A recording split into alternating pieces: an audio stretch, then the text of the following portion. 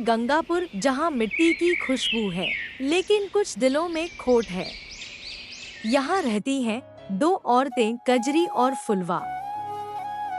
कजरी दूसरों की चीजें अपने फायदे के लिए इस्तेमाल करती है और उसका दिल में हमेशा लालच भरी होती है।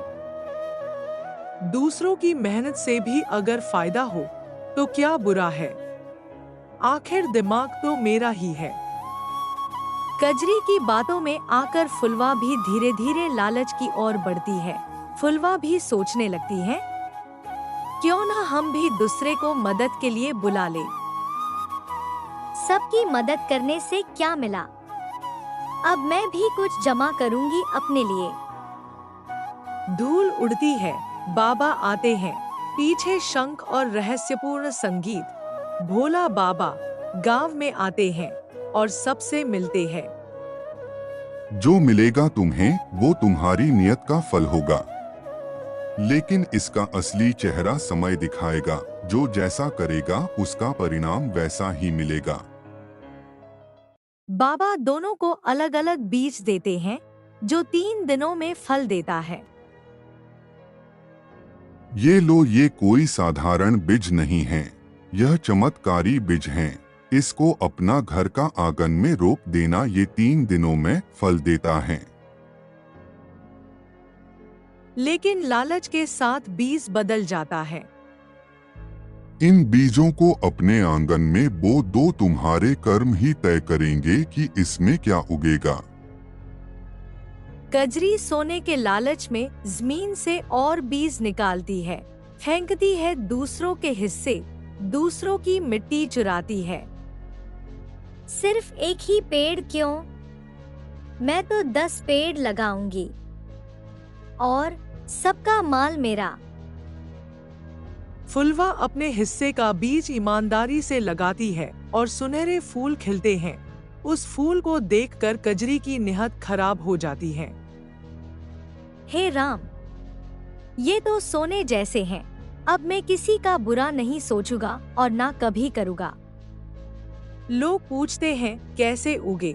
कजरी झूठ बोलती है। फुलवा डर जाती है। ऐसा बीज कहाँ से आया? ये कैसा चमत्कारी फूल है? ऐसा बीज कौन दिया? ये तो चमत्कार है। मैं ही लाई थी बाबा से, फुलवा को तो मैंने दिया था, जिससे ये सुनहरा फूल खिला है। आप गांव में आते हैं, बच्चों को कहानी सुनते हैं, लोगों से सवाल करते हैं, आप कौन हैं? जो चुप है, क्या वो सच नहीं जानती? और जो बोल रहा है, क्या वो सच्चा है? बाबा फिर आते हैं और कहते हैं, समय आएगा जब बीज अपना असली रूप दिखाएंगे। ये मत सोचो कि कौन सच्चा है और कौन झूठा, ये सब इस बीज हमें बताएगा कि हमें क्या करना है। कजरी के लगाए पेड़ों से काली स्याही जैसी तरल बूंदें टपक रही हैं। गायें पास नहीं जा रही, मिट्टी फटने लगी है और वहां दूर दूर तक गंध आने लगे। गांव के लोगों का वहां रहना मुश्किल हो गया। वो पेड़ जो एक हफ्ता पहले तक सोना उगलते थे, अब गांव की तबाही की जड़ बन चुका है। उस पेड़ के पास एक भी जानवर और पक्षी नजर नहीं आते हैं। गाय दूध नहीं दे रही, बच्चों को बुखार है, मिट्टी से बदबू आ रही है। ये सब कजरी की करतूत हैं। उसी ने ये पेड़ लगाया जो इस पेड़ से इतना बिसेला गंध निकल रहा है। फुलवा एक पेड़ के नीचे बैठी है, अपने पुराने अच्छे समय को याद कर रही है। वे भी क्या समय था जब हम गांव के लोगों को मूर्ख बनाते थे और अपना काम निकालते थे। आज तो हम मूर्ख बन चुके हैं। इस एक बीज ने हमें कहीं का नहीं छोड़ा है। जब मैंने दूसरों के हिस्से का हक छीना, तब मैंने अपने दिल की मिट्टी गंदी की। अब मैं क्या करूं? फुलवा गरीब बच्चों को रोटियां दे रही है, कजरी उसे मना कर रही है। ऐसे बांटोगी तो कभी अमीर नहीं बनोगी, फुलवा।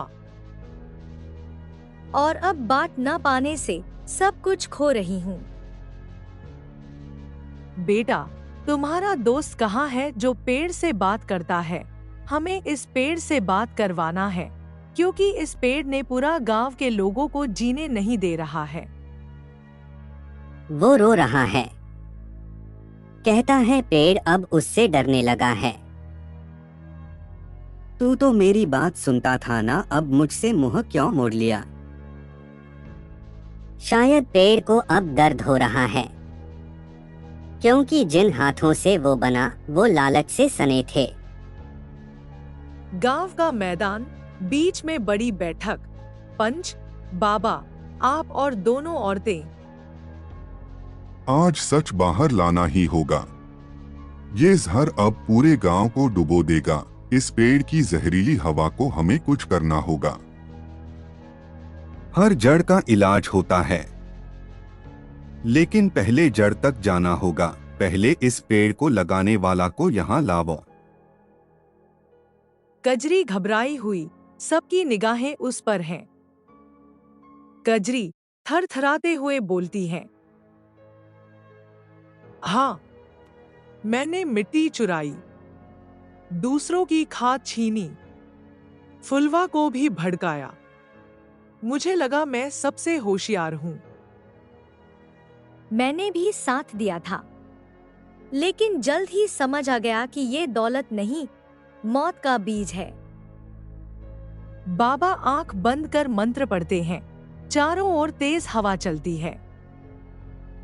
ये जहर अब केवल ईमानदार मेहनत और त्याग से ही मिटेगा। सबको मिलकर इस जहरीली जड़ को उखाड़ना होगा।